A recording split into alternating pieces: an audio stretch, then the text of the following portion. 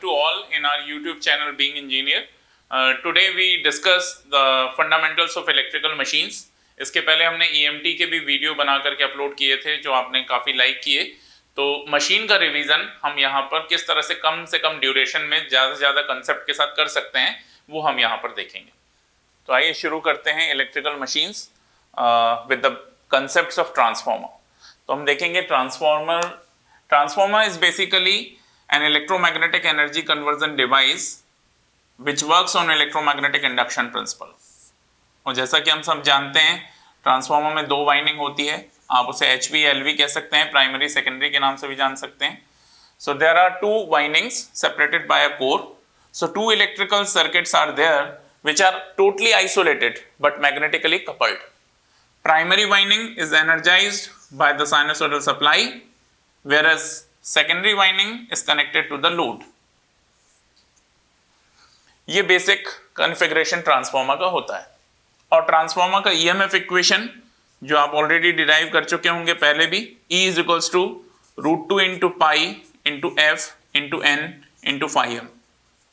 यानी EMF equation of the transformer is directly proportional to the maximum amount of flux which is producing in the core or inducing in the core. So number of turns are there, frequency is there and flux is there. √2 pi is a constant. You can also say that it is 4.44. So E is equals to 4.44 F into N into phi m. अब transformer के basic structure को अगर हम देखें तो equivalent circuit की सहायता से हम उसे समझ सकते हैं. इक्विवेलेंट सर्किट जब हम बनाते हैं तो वाइंडिंग का रिप्रेजेंटेशन होता है और कोर का भी रिप्रेजेंटेशन होता है. वाइंडिंग का रिप्रेजेंटेशन हम करते हैं एक सीरीज RL सर्किट के द्वारा और कोर का रिप्रेजेंटेशन भी हम RL सर्किट के द्वारा करते हैं, मगर वो सीरीज नहीं होकर के शंट होता है, इसलिए हम उन्हें शंट ब्रांचेस के नाम से भी जानते हैं. So this is the equivalent circuit of the transformer primary side, and similarly secondary side is also having resistance and reactance. Further, load can also be represented by resistance and inductance because mostly the load is inductive and supply need not to be connected in the equivalent circuit. So this is the primary winding resistance R1, reactance X1, secondary winding resistance R2, reactance X2, load resistance RL, load reactance XL, primary and secondary, and this is the representation of the core by shunt parameters which has core loss resistance and magnetizing reactance. अब ये core loss resistance और magnetizing reactance हम कैसे find करेंगे, तो उसके लिए basic हमें एक no load phasor diagram transformer का समझना चाहिए. तो ट्रांसफार्मर का नो लोड फेजर डायग्राम हम समझते हैं. सबसे पहले हम ये देखेंगे कि फ्लक्स का फेज हमने फिक्स किया. This is the flux, maximum amount of flux को हमने एक फेज में ले लिया. अब ट्रांसफार्मर की कोर में जो करंट जाती है, नो लोड करंट की बात कर रहा हूं, अभी यहां से लोड को डिस्कनेक्ट कर दिया हमने. इस समय current flowing through the winding is nothing but the no load current, and that no load current basically having two parts. I can write over here I0 is equals to IC plus I5. मतलब one is the core loss component of the no load current, another is the magnetizing component of the no load current. और इन दोनों component का role बहुत important है. पहले component का role है transformer के अंदर कोर लॉसेस को सप्लाई करना, और दूसरे कंपोनेंट का काम है ट्रांसफार्मर की कोर को मैग्नेटाइज करना, उसमें फ्लक्स को इंड्यूस करना. तो ये जो magnetising component of the no load current है, ये हमेशा फ्लक्स के साथ सेम फेज में होता है और ये कंपोनेंट कंपैरेटिवली बड़ा होता है. जबकि कोर लॉस कंपोनेंट जो है वो ट्रांसफार्मर का I5 से 90 डिग्री लीड करता है, and it is in same phase with V1. In same phase with V1, if we are talking about the equivalent circuit at no load, this is simply represented by shunt parameter RL like this. अब यहां पे आपने voltage दिया primary का V1 और इस समय current है हमारी I0 नो लोड करंट. ये करंट दो पार्ट में डिवाइड हो गई, ये हो गई IC, ये हो गई I5. I5 is flowing through the magnetizing reactance X5 and IC is flowing through the core loss resistance RCL.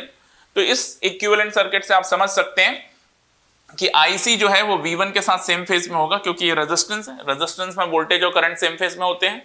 दूसरा रीजन ये है कि कोर लॉसेस जब ट्रांसफार्मर की कोर में हो रहे हैं तो लॉस एक प्रकार का एक्टिव पावर है, and active power will only be there when voltage and current are in same phase. So that's why we are considering IC here, and I phi is in the same phase with the flux. If I take the phasor sum of these two current, this phasor sum is representing I naught, और induced EMF जो है हमारा वो flux से 90 degree lag करता है, not only in transformer but in all the kind of electromagnetic devices. वो सारी चीजें जो इलेक्ट्रोमैग्नेटिक इंडक्शन के प्रिंसिपल पे काम करती हैं उनमें हमेशा फ्लक्स से 90 डिग्री लैग करता है हमारा EMF. ये है हमारा no load power factor angle जिसे हम फाई नॉट से रिप्रेजेंट करते हैं. 90 डिग्री का फेज डिफरेंस जो फ्लक्स और ईएमएफ में है उसके लिए यदि मैं इक्वेशन लिखना चाहूं तो वो इक्वेशन आएगी E is equals to, I can write E is equals to E naught sine of omega T minus pi by 2 where phi is equals to phi M sine omega T. तो यदि flux का phase हमारा omega T है तो EMF का जो phase है वो हमारा ओमेगा टी से पाई बाय 2 लैग कर रहा है. It can be represented like this. And how can you represent E not? ये जो हमने वोल्टेज की वैल्यू लिखी हुई है ये RMS वैल्यू है. मैक्सिमम वैल्यू क्या होगी? √2 टाइम्स ऑफ द RMS. तो इसमें √2 का मल्टीप्लाई कर देंगे तो हमारे पास मैक्सिमम वैल्यू यहां पर मिल जाएगी हमें. अब आप देखिए कि इसमें हम बेसिक यदि रेजिस्टेंस और रिएक्टेंस कोर के निकालना चाहते हैं तो कोर का रेजिस्टेंस यानी RCL कैसे निकाला जा सकता है? Simply RCL is equals to, Ohm's law लगा दीजिए यहाँ पे. V1 वोल्टेज आ रहा है, IC इसमें करंट है, सो RCL बराबर V1 अपॉन IC. और सिमिलरली ओम्स लॉ यदि हम यहाँ लगा देते हैं, V1 वोल्टेज यहाँ आ रहा है, X phi यहाँ रिएक्टेंस है, I phi करंट है, so X phi is equals to V1 upon I phi. और from the basic trigonometry relation we can say that IC and I phi are nothing but sinusoidal components of I naught. So IC is I naught cos phi naught and I phi is I naught sin phi naught. ये दो value हम यहां पे रख दें तो हमें मिल जाएगा V1 upon I naught cos phi naught और V1 upon I naught sin phi naught. अब इन रिलेशन से बहुत सारे क्वेश्चन का आंसर दिया जा सकता है. जैसे आपसे कहा जाता है कि भाई ट्रांसफार्मर का power factor, no load power factor कम क्यों होता है, पुअर क्यों होता है? तो no load power factor poor होगा तभी कोर लॉस रेजिस्टेंस आपका ज्यादा आएगा, और कोर लॉस रेजिस्टेंस यदि ज्यादा आएगा मतलब कोर में एडी करंट के डेवलप होने की पॉसिबिलिटी, प्रोबेबिलिटी कम हो जाएगी. कोर में अगर एडी करंट्स की प्रोबेबिलिटी कम हो जाएगी तो obviously iron losses, core losses हमारे कम हो जाएंगे. सो इसलिए नो लोड पावर फैक्टर हमारा कम होना चाहिए. ठीक है, क्योंकि V1 पे हमारा कोई कंट्रोल नहीं है, V1 सप्लाई है. I not know load current transformer की 2 to 6% of the full load current होती है, वो हम जानते हैं. अलग अलग मशीन के लिए नो लोड करंट अलग अलग होती है. इंडक्शन मोटर में जब हम पढ़ेंगे आगे 30 से 50% होती है no load current full load current की, लेकिन ट्रांसफार्मर में जो नो लोड करंट है वो फुल लोड करंट की 2 से 6% होती है. और जितनी अच्छी रेटिंग का ट्रांसफार्मर, मतलब हायर रेटिंग का पावर ट्रांसफार्मर होगा, लाइक 100 MVA, 200 MVA, 315 MVA, तो उसकी परसेंटेज नो लोड करंट उतनी ही कम होती चली जाएगी, 1%, 0.5%, 0.75%, लाइक दैट. नॉर्मली यदि हम बात करते हैं तो that percentage lies between 2 to 6%. तो core loss resistance it should be as high as possible. अगर मैं RCL और X phi को कंपेयर करता हूं तो RCL की वैल्यू X phi के कंपैरिजन में ज्यादा आएगी. क्यों आएगी ज्यादा? क्योंकि नो लोड पावर फैक्टर आपका पुअर है, ये कम होने से RCL बढ़ जाएगा, और cos phi कंपोनेंट यदि कम है तो कंपैरेटिवली sin phi कंपोनेंट ज्यादा होगा, तो X phi हमारा कम हो जाएगा. यानी नॉर्मली आप न्यूमेरिकल में देखेंगे जो गेट में आए हुए सवाल हैं अभी हम उनको सॉल्व करेंगे तो आप देखेंगे RCL की वैल्यू X phi से ज्यादा आती है हमेशा.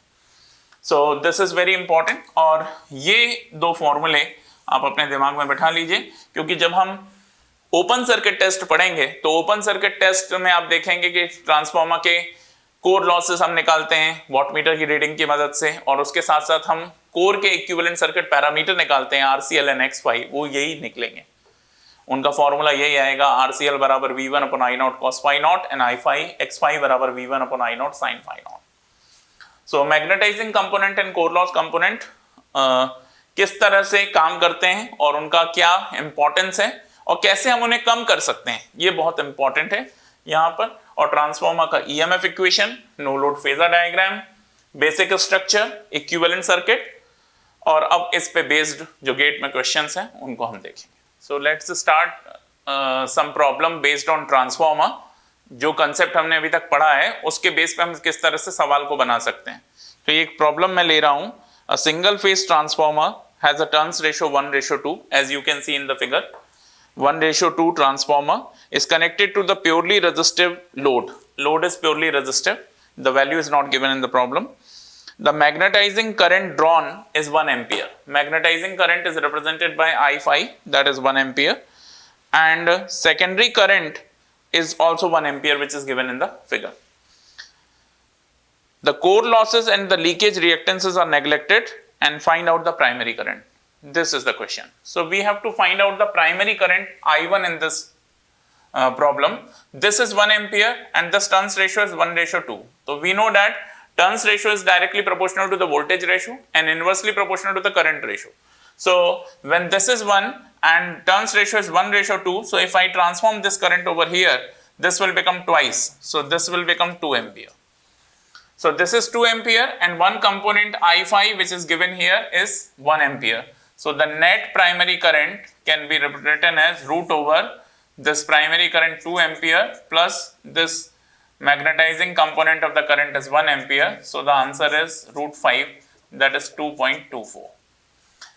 How we can write this? Because we know that from the no load phasor diagram which I already told you, the magnetizing component of the current is in same phase with the flux and the core loss component of current is IC over here.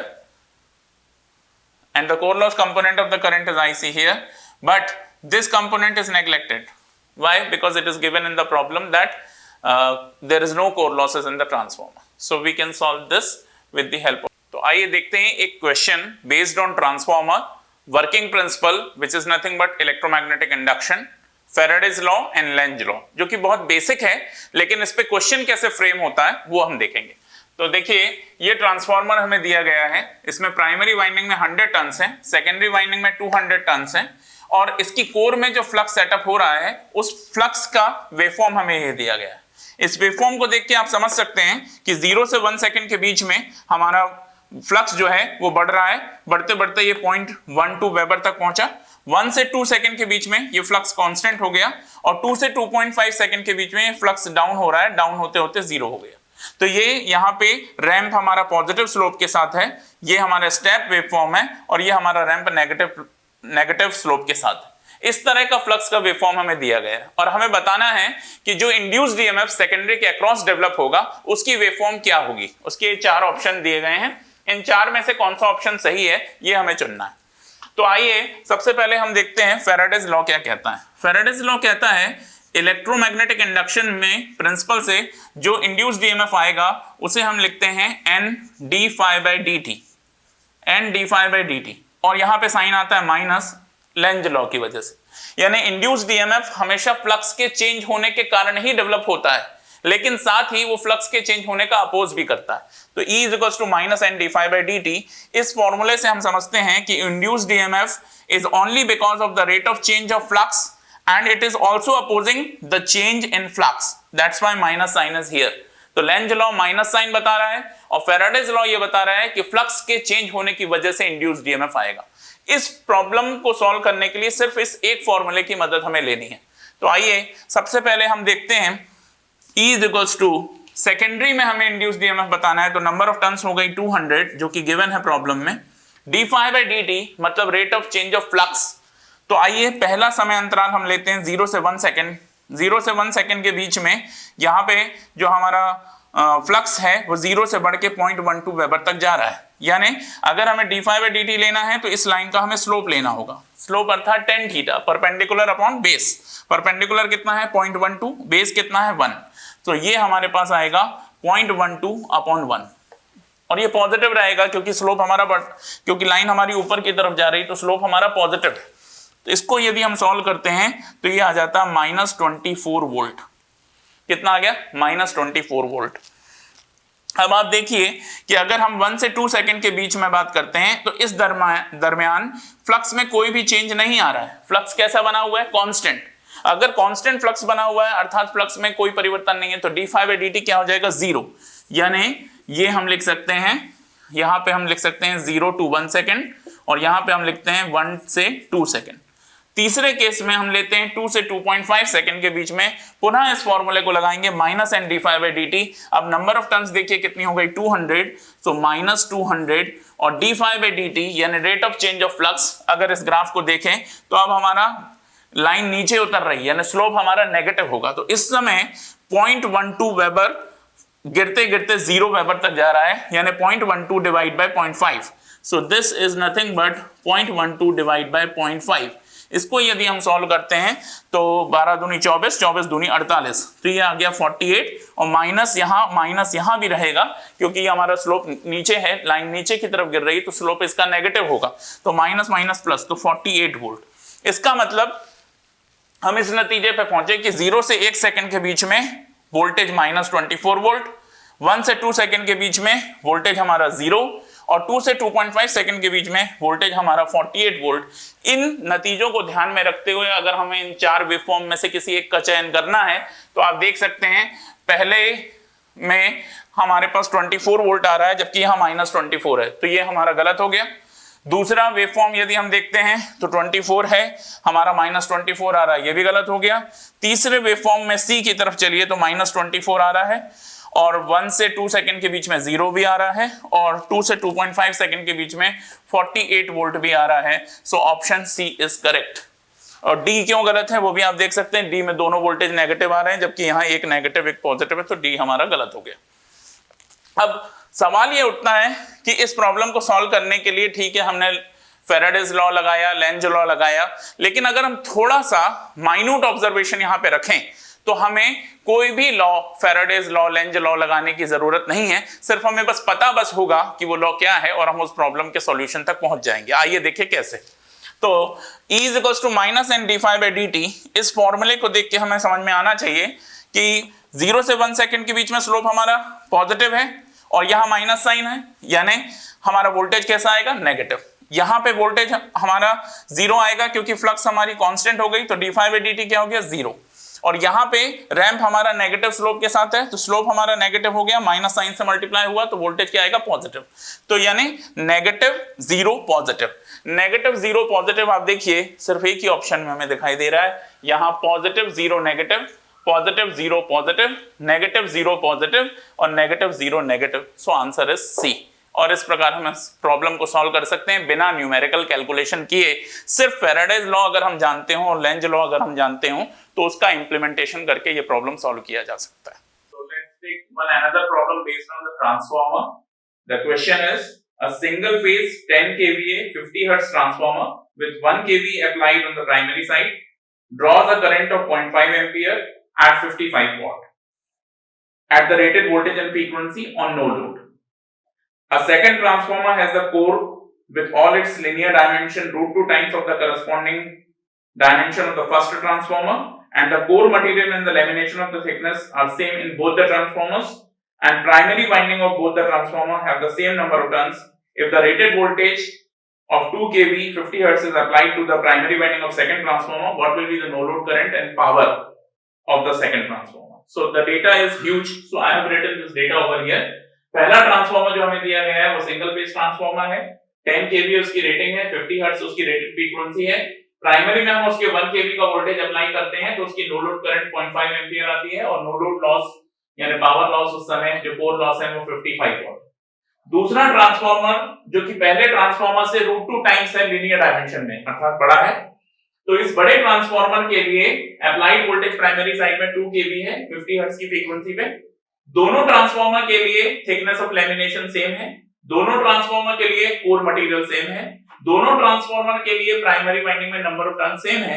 ऐसी अवस्था में इस दूसरे transformer की no load current और no load power क्या हो जाएगी। अब इस प्रॉब्लम को फॉर्मूले से भी बताएंगे और एक कंसेप्ट से भी बताएंगे। तो आइए देखिए, नो लोड पावर का जो फॉर्मूला है वो P0 बराबर होता है V1 into I0 into cos of phi। ठीक है, सिंगल फेज ट्रांसफार्मर की पावर या सिंगल फेज सर्किट की पावर हम जानते हैं P बराबर VI cos phi होती है। What is P0? No load power loss of the transformer. What is V1? Applied voltage to the primary winding of the transformer. What is I0? No load current of the transformer. What is cos phi naught? Power factor, no load power factor of the transformer. तो बस ये सी फॉर्मूले से ये problem solve होने जा रहा है। आपको इसमें ये चीज याद रखनी है कि जब भी हम किसी ट्रांसफॉर्मर के लीनियर डायमेंशन में कोई चेंज करते हैं, मान लीजिए हम ट्रांसफॉर्मर के लीनियर डायमेंशन को k टाइम्स कर देते हैं, तो k टाइम्स करने से उनकी दूसरे ट्रांसफॉर्मर की जो बड़ा ट्रांसफॉर्मर हम बनाएंगे उसमें क्या क्या चेंजेस आते हैं। तो उसके लिए मैं आपको कुछ इंपॉर्टेंट चीज बता रहा हूं। अगर एक ट्रांसफॉर्मर T2 है, एक ट्रांसफॉर्मर T1 है और लीनियर डायमेंशन T2 का बड़ा है k टाइम्स, ठीक है, linear dimension of T2 transformer is k times of T1, तो ऐसे केस में हम बात करेंगे नो लोड लॉस कितने टाइम्स हो जाएगा, उसकी रेटिंग कितने टाइम्स हो जाएगी। सबसे पहले रेटिंग ऑफ द ट्रांसफॉर्मर कितने गुना बढ़ जाएगी, पावर लॉस ट्रांसफॉर्मर के कितने गुना बढ़ जाएंगे, heat dissipation area, heat dissipation area कितने गुना बढ़ जाएगा, और उसका टेम्परेचर राइज कितने गुना बढ़ जाएगा। ठीक है, तो अगर ट्रांसफॉर्मर T2 की रेटिंग T1 के लीनियर डायमेंशन से k टाइम्स है, रेटिंग नहीं लीनियर डायमेंशन k टाइम्स है, तो उसकी rating k to the power 4 times बढ़ जाएगी बड़े ट्रांसफॉर्मर की।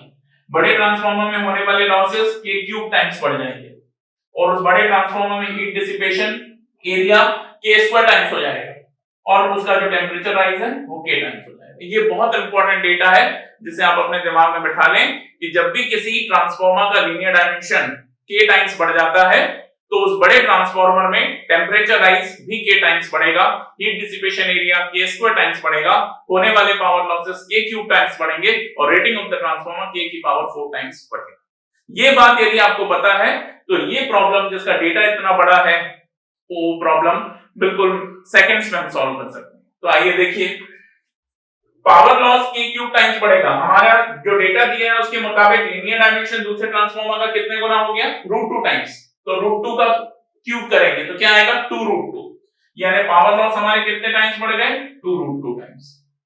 ठीक है, वोल्टेज हमने primary winding of the first transformer को कितना वोल्टेज अप्लाई किया था 1 kV, जबकि primary winding of the second transformer को हम कितना वोल्टेज अप्लाई कर रहे हैं 2 kV, यानी वोल्टेज हमारा कितने टाइम्स बढ़ गया 2 टाइम्स। अब सवाल ये उठता है पावर फैक्टर के बारे में हमारे पास कोई इंफॉर्मेशन नहीं है, तो हम ये मानेंगे कि there is no change in the power factor, whatever is the power factor of the first transformer same will be the power factor of the second transformer, तो इसमें कोई चेंज नहीं हुआ, यानी 1 का मल्टीप्लाई कर सकते हैं।